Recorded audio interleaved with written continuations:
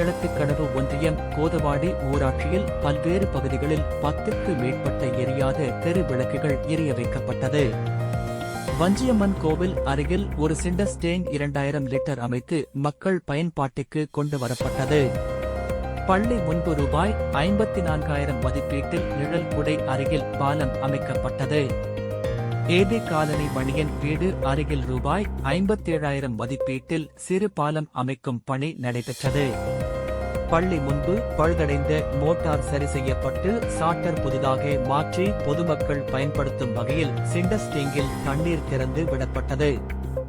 இதை கோதவாடி ஊராட்சி மன்ற தலைவர் திரு கே.ஆர். ரத்தினசாமி அவர்கள் பார்வையிட்டார்.